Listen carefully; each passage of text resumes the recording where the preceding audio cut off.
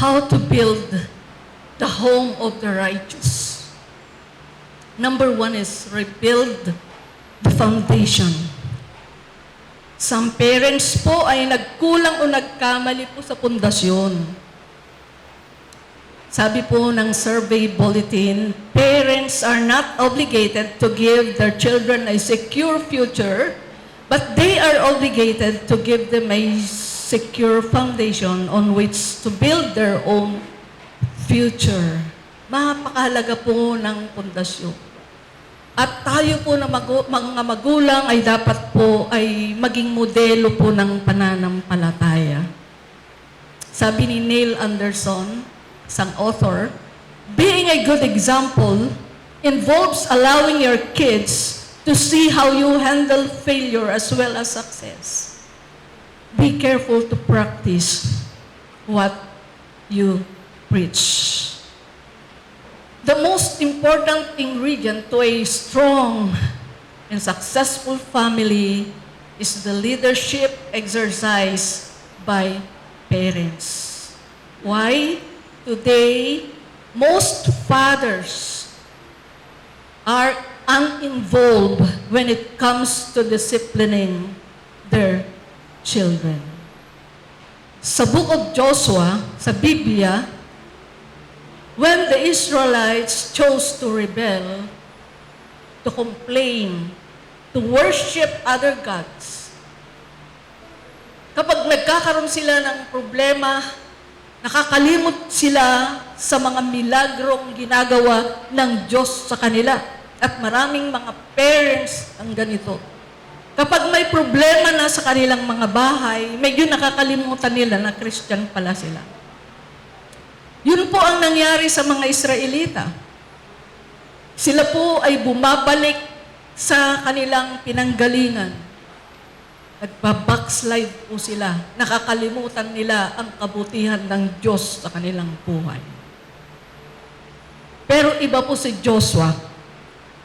Joshua has strongly decided, but as for me and my house, we will serve the Lord. Joshua 24:15. We as parents would set the tone and standards for what was acceptable. In our home, sa aming pong bahay, the rule is clear for our children. Maliwanag sa kanila ang aming batas sa loob ng aming bahay. Number one, worship is our priority. Linggo, ahayaan mo yung anak mo, pupunta sa picnic. Worship is our priority. That cannot be. Sunday, worship, yun ang pinakamataas, pinakabanal. Dapat ang magpamilya ay nasa church. Ikaw lang ang wala, saan ka pupunta, kasi niyaya ka ng kabarkada mo. Bukas na, huwag ngayon.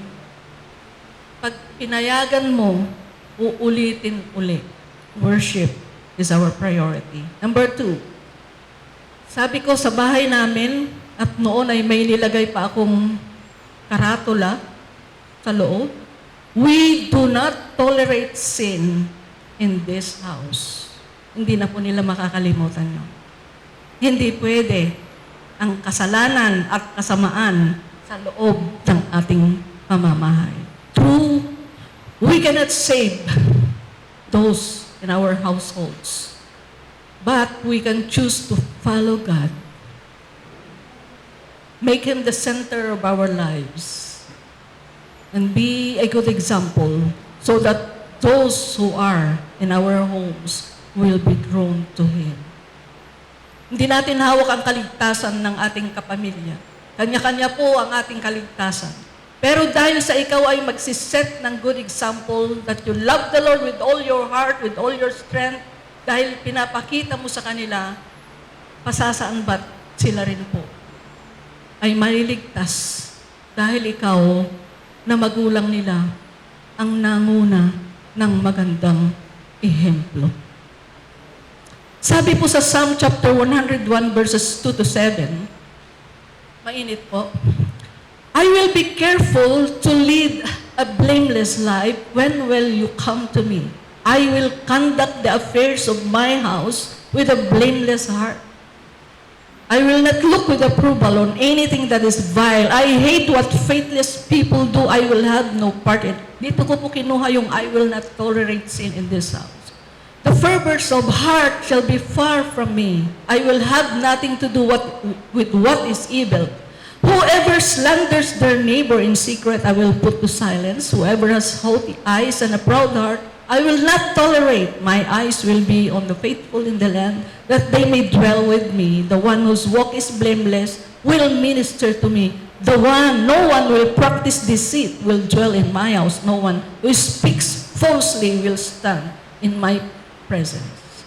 Alam po ng aming mga anak, alam ng aking asawa, alam ng aking magulang that I hate liars.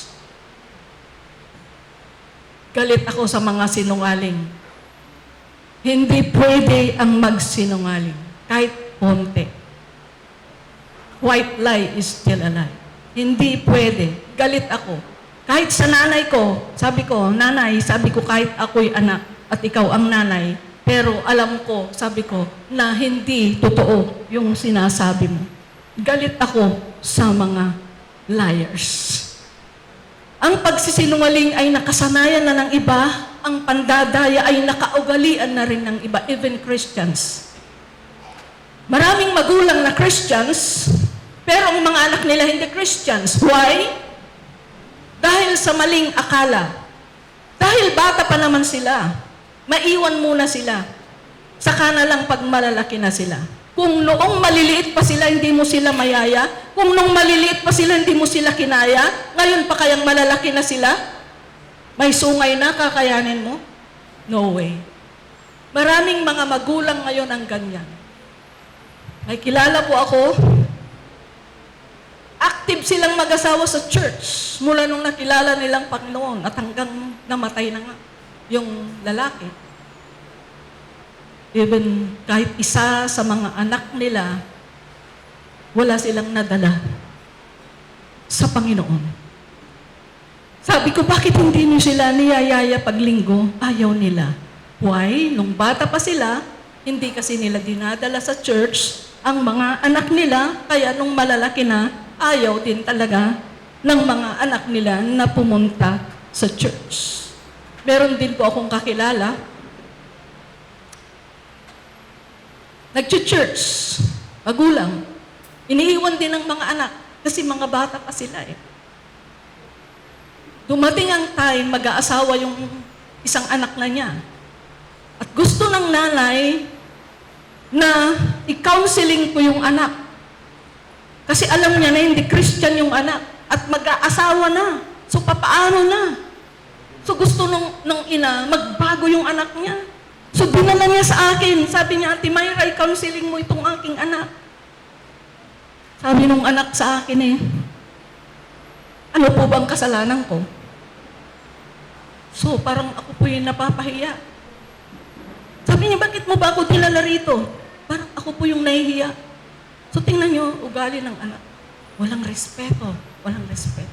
So, hindi nagtagal, naghiwalay din po silang mag-asawa. May kanya-kanya na silang mga ibang mga asawa po. Napakahirap po dahil may consequence lahat po ng ating ginagawa.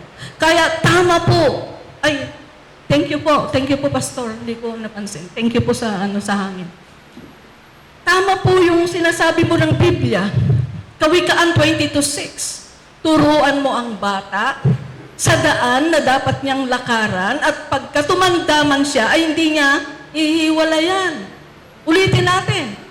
Turuan mo ang bata. Hindi naman niya turuan ng matanda eh. Hindi naman yun eh. Turuan mo ang matanda. Ganun po ba? Hindi eh. Turuan mo ang bata. So, bata.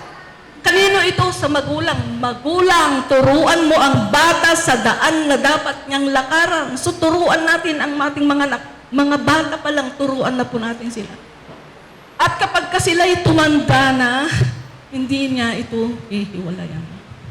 Kami po ay nagpag-graduate ng kids, 65 kids sa BBS. Sa tulong po namin ito sa mga magulang dahil napakahirap nga naman po talaga ang magturo ng mga anak. Kaya yun po ay isang ministry to help our parents. dinadala po natin sila sa Panginoon, ang mga bata. Number 3, na rule po namin sa aming bahay, treat money as an ordinary thing. Regard God's money as a high thing. Maging matapat. Kaya bata pa sila, tinuruan na po namin silang magbigay ng ikapo. Tinuruan namin sila na anything na dumating sa kamay nyo is a blessing from God. Kailangang bawasan mo agad ng ikapo. Kaya mula bata hanggang ngayon, hindi po sila nanghihinayang na magbigay ng kanilang ikapo. Dahil sila po yung mga Christians, sumusunod sa Biblia. Kaya, paminsan-minsan ay nare-remind ko sila, kahit nga yung anak naming nag-asawa na, sabi ko, kumusta kayo? Sabi niya, okay lang naman po. Nag-iikapo pa kayo? Sabi niya, opo. Pagdating ng sweldo, kahit sa isip mo ay marami kayong babayaran, may babayarang kotse, may babayarang SSS, kahit na alam mo na parang halos kulang, una-una mo na separate the tithes. Wag mong pakikialaman yun. Matuto po tayong na kapag ang hiniram po natin, humiram po tayo, dapat sinasauli natin. Merong humiram sa akin no ng isang bagay. Sabi ko, ba't kayo hindi naman na niya sinasauli? Bago pa naman yun. Yun pala nasira niya. Kapag nasira po natin, dapat palitan natin. Iba po yung hiram, iba po yung pag may pinapahingi po sa atin. Yung tithes po hindi sa atin, bigay po natin sa totoong nagmamay-ari. Yan po ay ang ating Panginoon. Sabi ni Napoleon Bonaparte, the future destiny of the child is always the work of the mother. Ang matalinong babae ay nagtatatag ng kanyang bahay, pero ang mangmang na babae ay sinisira niya ito. Naalala ko po yung The Good Samaritan. Diba dalawang religious leaders, dinaanan nila yung biktima ng mga tulisan. Naalala niyo yon? Pero one ordinary man ang tumulong doon sa biktima, he built the life of that victim. Effective teaching is not teaching what you know. Ulitin ko. Effective teaching is not teaching what you know. It is giving the need of the people. Ibigay mo kung ano ang kailangan. Ituro mo kung ano ang kailangan ng mga tao. At wag po nating minamaliit ang ginagampanan ng mga ina because the hand that rocks the cradle is the hand that rules the world. Mga taong naging matagumpay, naging pangulo sa buong mga bansa, sabi ni William Wallace, mga taong sinubaybayan, inalagaan ng kanilang mga ina. Sa mga nanay po na nandito, saludo po ako sa inyo kasi hindi po madali ang magpalaki po ng anak. Pero ginagawa po natin ang lahat dahil ang tinitingnan po natin ay yung next generation. Tinitingnan po natin ay ang pangmatagalan. Kaya nga po ang anak, nanganganak po ay ang babae dahil alam ng Diyos na mas mabait ang babae. Di po.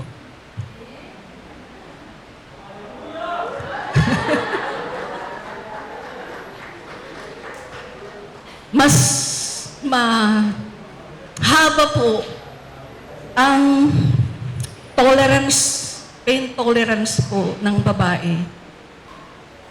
Ako napapansin ko ngayon hindi ko po sinisiraan ng mister ko, hindi po. Kundi in general po ito ng kalalakihan. Pag may sakit po ang lalaki, kasi kinikwento rin ito ng mga iba sa akin Pag may sakit daw yung asawa nila, parang sakit lang ng ulo, nakahiga na. Hindi na po makatrabaho. Pero yung babae po, pansinin ninyo sa sarili nyo, kahit may lagnat ka, wala man lang magsaing, ikaw na ang sasaing, babangon ka, di ba? kung ano pa rin yung ginagawa mo dati. Pero may masakit, may sakit, pero wala kahit masakit. Tapos ang lalaki pag nagugutom na, naharap na sa lamesa, nagugutom na eh. Pero ang babae, kahit gutom na, sige, nagluluto pa rin. Kasi, pero may nararamdaman din niya ang gutom. Mas matiisin po kaya, sabi ng Diyos, siguro,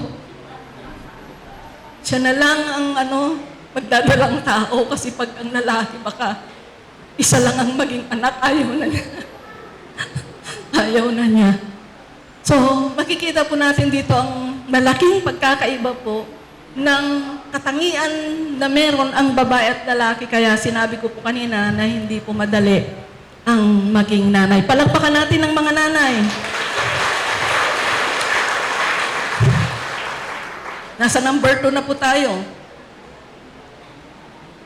Kanina ay foundation, ngayon po ay build the walls. Nakakapasok ang kamunduhan sa mga tahanan at simbahan.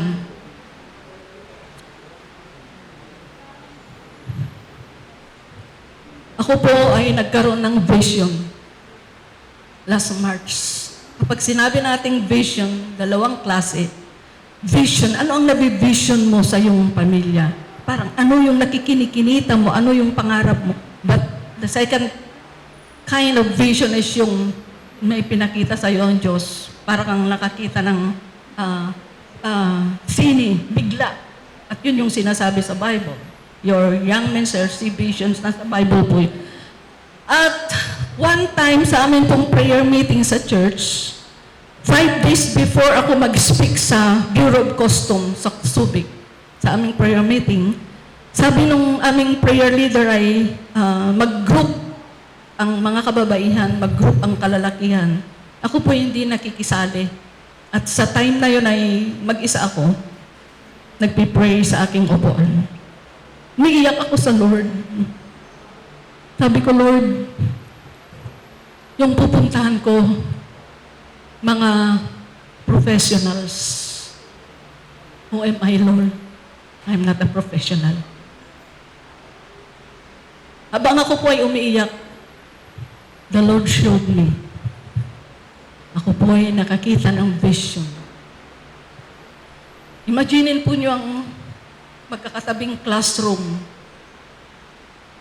Pero wala pong mga bintana, puro pintuan lang. At nakita ko po yung aking sarili na lumalapit ako sa pinto at pag binubuksan ko yung pinto, doon ko lamang napapansin na puno pala ng tao na nakaupo. At pumapasok po yung liwanag. Dahil sa liwanag na pagbukas ko ng pinto, doon ko lamang nakikita na may mga tao pala at ang mga taong nakaupo ay nakayuko po lahat, silently. At nung naramdaman nilang may pumasok na tao at may liwanag ay unti-unti po silang nagtaas ng kanilang mga ulo. And the mystery, napansin ko, no walls. No back walls. Hindi naman sira, kundi walang wall sa likod. Kumbaga, kung dito ako pumasok na pinto, bukas dyan, walang wall. Pumunta uli ako kasi mga 7 sunod-sunod yun. Pumunta uli ako sa kabila, pagbukas ko ng pinto, may pumasok na liwanag, doon ko nakita, same scenery. Puno ng taong nakaupo, nakayuko, malulungkot, tahimik, dahan-dahan silang nagtaas ng ulo. No walls, no back wall. Lahat po ganun.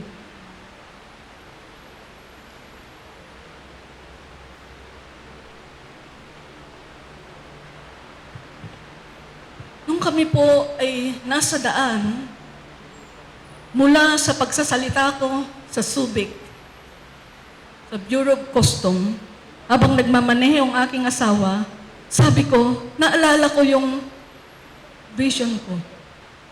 Bakit kaya walang back wall? Sabi niya, yung bakul ay protection. Yun ang meaning. Sabi niya, walang protection. At doon ko lamang na-realize na kung walang bakul, bakit madilim? Dapat maliwanag. Pero yung nagbigay lang ng liwanag sa loob ay nung binuksan ko at may pumasok na liwanag. Hanggang nakalimutan ko na yun. One time, sa aking prayer, sabi ko, Lord, naalala ko yung vision. Lord, bakit walang backwall? Lord, bakit walang backwall? Hindi sinagot ng Lord yung tanong ko. Kundi ang sinabi niya ay, build the walls. Build the walls.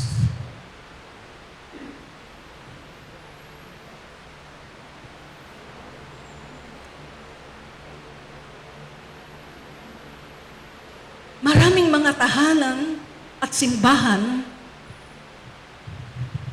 madaling makapasok ang kamunduhan dahil masyado tayong maluwag. Bukas ang dingding. Bukas ang dingding.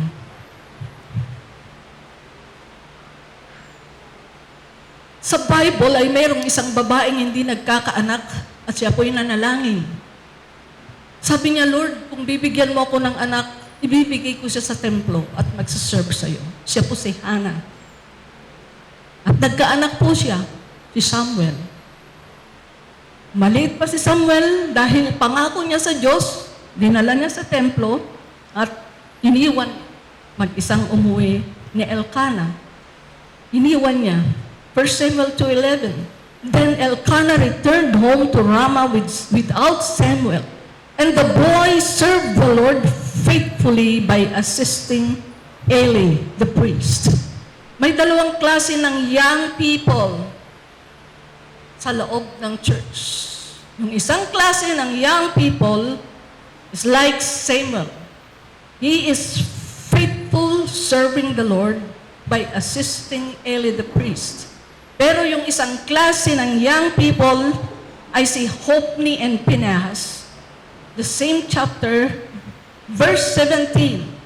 Itong dalawang magkapatid na to, na anak po ni Priest Eli, nagsisilbi din sila sa church. But the sin of these young men was very great in the Lord's sight, for they were treating the Lord's offering with contempt. Sila po ay naglalaro. Offering, kinukuha nila yung dapat na nahandog na karne o pagkain, hindi pa po pwede. Gusto na nilang kunin at sila na yung magkukluto ng klaseng luto. Yun po yung gusto nila. Verse 22. Now Eli, who was very old, heard about everything his sons were doing to all Israel and how they slept with the women who served at the entrance of the tent of meeting. Napakinggan ni Eli ang mga anak niya na nagsisilbi sa loob ng church. May mga ministry sila sa loob ng church, but they slept with the women. So, nakikitalik sila sa mga babae. So, yun pa yung isa nilang kasalanan. May sexual abuse. At nalaman ito ni Eli. So, tingnan natin. Yung isa, nasa church, nasa temple din siya, but faithfully serving the Lord. Yung dalawang magkapatid, nasa templo din sila, but they're committing sins. Hindi mo pwedeng sabihin na hindi nila yun sinasadya. Sabi sa Proverbs 14:22, if you plan to do evil, you will be lost. If you plan to do good, you will receive unfailing love and faithfulness. Ano po ang ipinasabi ng Diyos kay Samuel na sabihin niya kay Eli? For I told him that I would judge his family forever because of the sin he knew about. His sons blasphemed God and he failed to them. Ibig sabihin, he never restrained. Alam ni Eli ang kasalanan ng mga anak, pero wala siyang ginawa. Hindi niya sila binawalan. Friends, Eli neglected his sons. Hindi pwedeng idahilan ang ministry. We ought not to neglect our responsibility toward our family because of our devotion to other activities. Kaya nga, napakaraming mga kapastoran. Isang pastor, sabi niya, parang hindi ko matanggap. Ako'y nagpupunta sa jail para mag-preach. Pero one time, ako'y nagpunta sa jail para hatidan ng baon ng aking anak. Nasa jail, kanyang anak. Because of drugs. Isang pastor, ako, sabi niya, ay busy sa ministry. Hindi ko alam, sabi niya, 5 months na pala, buntis ang aking dalagang anak. Isang pastor, busy, napapakinggan ng buong mundo ang kanyang pagpipreach. Isang araw nagulantang ang mundo, ang anak niya nagpakamatay. Dapat po ay makilala na tayo ng ating mga anak bilang naglilingkod sa Diyos at the same time nagmamahal sa inirigalo ng Diyos sa atin. Ang mga anak po ay regalo at ang regalo po ay iniingatan. Kaya po siguro merong Deuteronomy chapter 6 verses 6 up to 9. These commandments that I give you today are to be in your hearts. Impress them on your children. Talk about them when you sit at home and when you walk along the road, when you lie down and when you get up. Tie them as symbols on your hands and bind them on your foreheads. Write them on the door frames of your houses and on your gates. Grabe po. Yun daw mga salita ng Diyos ay ituro daw natin sa ating mga anak. Sabihin daw natin kapag sila ay nakaupo, kapag sila ay naglalakad, kapag sila ay nakahiga. Parang masyado pong napakakulit ng commandment po ito. Ano pong ibig sabihin nito? Friends, it's not sufficient just to scold your children. It's not enough to pray for your children. It's not enough that they attend church gatherings with you. It's not enough that they are involved in ministry. What's the meaning of this? Men are forgetful. Tayo po ay madaling makalimot. Akala natin minsan ay okay na, akala natin minsan ay tama ang ating ginagawa. Kaya po dito ay sabi, impress them on your children. Pag kami po ay kumakain na mag-asawa, minsan napaisip ako, hindi kumakain naman na yung asawa ko, hindi pa nag-pray. Sabi ko, hindi pa tayo nag-pray Sabi niya, katatapos lang. Tapos na pala. Pag ako po ay naliligo, hindi pa pala ako conditioner.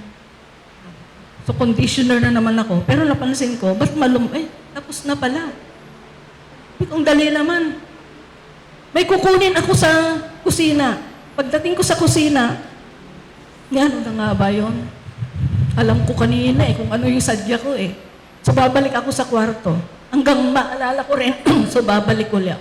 Alam po ng Diyos na ang tao ay madaling makalimot. Kahit po hindi mga senior citizen, sabi ko nga, kabata-bata nyo pa nakakalimot na kayo. Kaya po, ito po ay inuukil-kil ng Diyos po sa atin ang kahalagahan po ng salita ng Diyos. Parents, let us teach our children to fear the Lord. Huwag silang maglaro. Huwag silang magbahay-bahayan. Let us teach our kids not to take addictive substance. Huwag tayo ang magturo ng paninigarilyo. Anak, isindi mo nga itong sigarilyo. Ang ibang tatay, natutuwa. First time, kasama ang anak sa pag-inom. hanggang hindi na lang first time, always na. Turuan natin ating mga anak about the digital world. Ang mundo ay nasa palad na po ng ating mga anak. Nakikita nila kung anong nangyayari sa mundo. Kinakailangang wag mo lamang silang ipinapanalangin, kundi check mo sila. Ano ba ang kanilang ginagawa? Mapapansin nyo na ang anak nyo ay addict sa bisyo pag lagi siyang galit. Laging mainit ang ulo, laging balisa. Ayaw makipag-socialize sa family members, gustong mag-isa. At wala siyang nararamdaman. Lack of feeling. And meron siyang tinatawag na parang sinasaktan niya ang kanyang sarili. Ilang magulang nang nagsabi sa akin, ang aking anak ay nilaslas niya ang kanyang pulso. Ang aking anak ay sinusugatan niya ang kanyang kamay. Ang aking anak ay sinasaktan niya. Hindi naman lahat ay mga drug addicts kaya ginagawa nila. Pero yun ay isang expression nila na sila po ay nadidepress sa buhay. Hindi nila naintindihan ang kanilang mga sarili. Number 3. Dito na po ako magtatapos. Build the roof. Pag walang roof, mababasa ang lahat ng nakatira, maaarawan ang lahat ng nakatira. So the importance o ang gamit ng roof is covering. Your partner is first before children, job, or career. Kaya po nagkakaproblema sa loob ng pamilya ay dahil napapabayaan ng mag-asawa ang isa't isa. Puro na lang anak, puro na lang anak, puro na lang si anak. Nung kayo po ay nagpakasal, hindi naman kasali ang anak eh. Di po ba? Kasali bang anak nung kayo ay nagpakasal? Meron ba kayong pangako sa isa't isa na kapag kayo nagwala po eh? Kayo lang po yun eh. Kaya bakit maraming mga mag-asawa ngayon, nakakalungkot, nagsasama na lamang dahil sa mga anak. Nagsasama na lamang sa isang bubong para walang masabi ang tao, para ang sabihin ng tao ay successful family sila. Sa Ephesians 5:33, ganito po ang sinasabi, each man must love his wife as he loves himself and the wife must respect her husband. Dalawa lang po. Love and respect. Sa lalaki, sinabihan na mahalin ninyo ang inyong mga asawa. Kasi ang babae, madaling magmahal eh. Kaya lalaki ang sinabihan. And wife must respect her husband. So, ang babae naman ang sinabihan na rumispeto. Kasi ang babae ay strong personality, karamihan. Di po ba? Sinabihan siya, magpakumbaba ka. Mag-submit kay respeto mo ang iyong asawa. Husbands, if you're listening, if you really love your wife, huwag mo siyang sasaktan physically and emotionally. Huwag mong sasaktan kalooban niya. Love her as you love yourself. Di ba ayaw mo rin nasasaktan ng kalooban mo? Huwag mong sasaktan ng kalooban niya. Wives, if you really respect your husband, gawin mo siyang pinuno ng iyong tahanan. Huwag mo siyang andirin. Hayaan mo siyang magdesisyon. Pag nagkamali siya, mananagot siya sa Diyos. May dalawang klase ng bagay na ginagawa namin. Nagsisimula ito sa letter D, devotion. Ang devotion ay hindi lamang po sa Diyos ibinibigay. Nag-devotion ka na ba? Ay, ang devotion ko yung ganitong oras eh. Puro devotion sa Diyos. Ang devotion din ay binibigay mo sa iyong asawa, your loyalty to one another. Next, determination. Hindi lamang sa Diyos ito binibigay ang determinasyon na kahit may sakripisyo, daming pagsubok, ang magsilbi sa Panginoon ay magpapatuloy pa rin dahil tayo ay determinado. Kundi dapat ay determinado rin kayo na magsasama kayo ng may pagmamahal. Kahit anong mangyari. Magkasala man ng isa, patatawarin. Because you're determined na magsasama kayo hanggat kayo ay nabubuhay. Our children are watching us every day. In our marriages, God never called us to be perfect. He called us to be faithful. Maging matapat sa iyong mga sinasabi. Pag tinanong ng asawa mo, magkanong bili mo ng damit, huwag mong sasabihin mong $299. $1,099 yun eh. Pinababa mo lang. Marami pong mga mag-asawa ngayon ang sana may divorce sa Philippines para makatuluyan ko rin yung dati ko. Ganun. Kasi batas na yun eh. Pwede. Ganun po. May nabasa po akong isang libro at actually yun ay pag-aari kong libro. Parents, you are divorced, but your children are not. Lagi pong ang kawawa ay ang mga anak. Gusto ng mag-asawa, pag-iwalay, paano naman ang mga anak? Paano naman ang roof? Paano naman ang covering ng tahanan? Of course, merong tinatawag na grace of God, biyaya ng Diyos. Ako po ay may kwento na meron pong tatlong magkakaibigan na sila po ay pagod na sa kanilang pag-shopping at sabi nila, mag-hotel tayo para doon sa hotel, masarap mag-relax, aircon, ganun po, na-imagine po nila. So, punta sila sa hotel. At ang available na lang na room ay yung pang 60 yet story. Taas. Nung kami po ay nagpunta sa Korea, ay nasubukan po naming umakyat hanggang sa pang 60 na taas ng building. Yung pong remaining 3, kasi 63 yun eh. Nung panahon na yun ay mataas yun. Ngayon, napakarami ng mas matataas. Yung remaining 3 ay yun po yung lugar ng mga sundalo. So, siyempre, elevator. Taas po, nakakatakot. Kasi yung elevator ay salamin yon hanggang parang, Diyos ko, sabi ko parang magigiba na yata. Kasi ang tingin mo na sa baba ay parang, sabi nila, parang mga langgam na. Pero hindi mo naman talaga makikita ang langgam. Yung bang, ang liliit na po masyado. At itong tatlong magkakaibigan na to ay, sabi, hindi bali na. Eh, sira yung elevator. Eh, wala silang mapuntahan. Kasi yun na nga lang yung yung available. So, okay na. Kwentuhan sila, hindi natin mamamalayan, makakarating din tayo, tawanan sila. Ganon naman, hindi po ba? Minsan hindi mo namamalayan kasi may kaibigan ka, may katawanan ka, may kakwentuhan. So, parang talagang pagod na sila, ini-imagine na nila, gusto na nilang milata ng higa, ganon, malapit na. At sa wakas, narating po nila yung pang 60 na story ng building.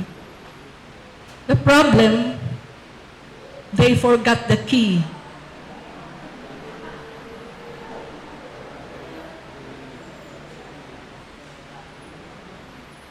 There are 3 surprises in heaven.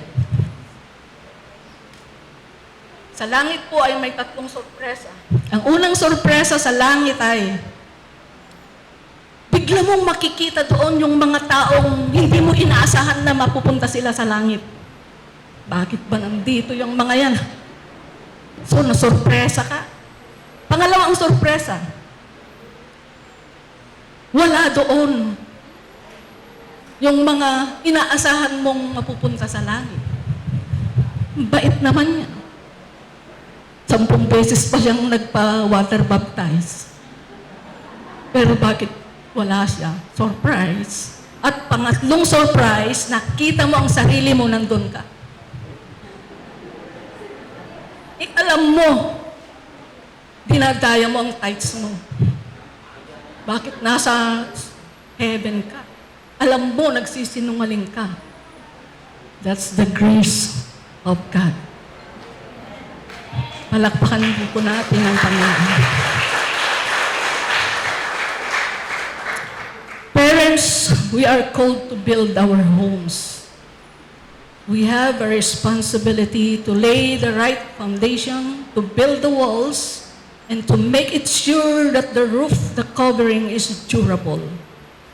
Kahit matupad mo ang iyong pangarap na mapatapos lahat ang iyong mga anak sa pag-aaral, kahit magkaroon ka ng sariling bahay at magarang kotse o sasakyan, kung putol o sira naman ang connection ninyo sa Diyos, you did not succeed. Psalm 127 verse 1. Do not forget. This is the key. Unless the Lord builds the house, its builders labor in vain. Let's pray. Lord, salamat po. You are always there. Maraming pagsubok. Minsan kami po ay umiiyak, nagkakamali kaming mga magulang. But you are always there. Your grace is sufficient. Panginoon, nandito ang mga magulang. Mga anak din sila ng kanilang mga magulang. Pare-pareho po kami ng mga nararanasan, dakilang Diyos. Lord, wala kaming ibang sasabihin sa iyo kundi purihin ka, dakilang Diyos. Ang aming pamilya ay pinili mo para magsilbi sa iyo. Lord, hindi pa huli ang lahat para ayusin namin ang aming sarili, ang relasyon ng mga mag-asawa, relasyon ng anak sa magulang, ang relasyon namin sa iyo. Because we are called, you called us to build a righteous home. You called us to build a successful home. At magiging righteous, magiging successful lang yan, Panginoon, if we do not forget the key. Kayo lamang, Panginoon, ang makakapagpatayo ng matibay na tahanan. Thank you, Jesus. Salamat sa iyo, Panginoon. Tayo pong lahat ay tumayo.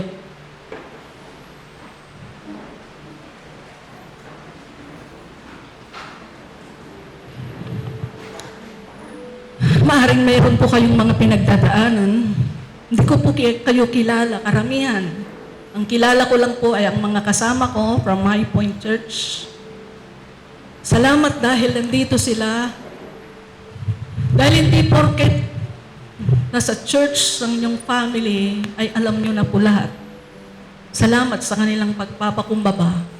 They still recognize that they need to hear messages like this. Hindi ko po kayo kilala. Sa totoo lang kung ano ang nangyayari sa loob ng inyong mga tahanan. You need the grace of God. You need the touch of God. Magpakumbaba po tayo sa Diyos.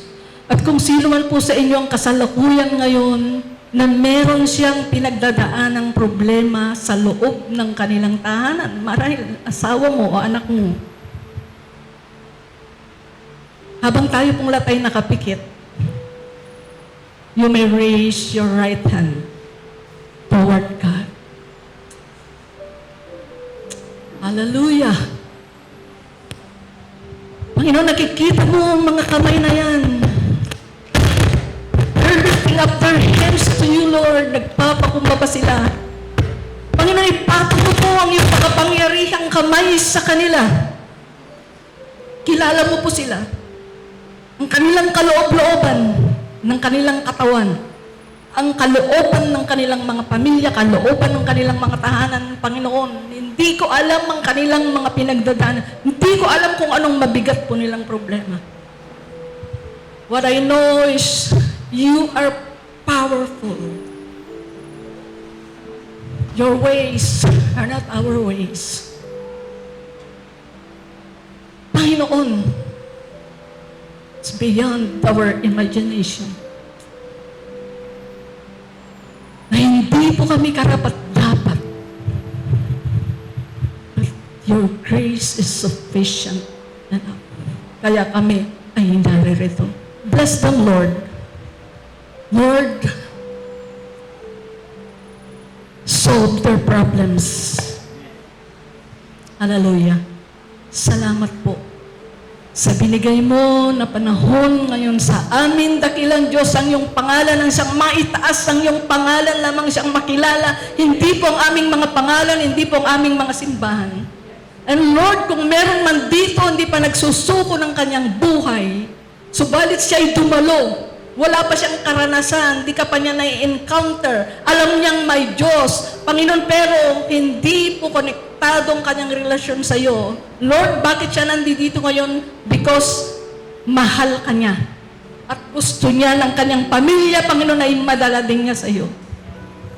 Bless them, Lord. Touch them, Lord. Hallelujah. Hallelujah. Hallelujah.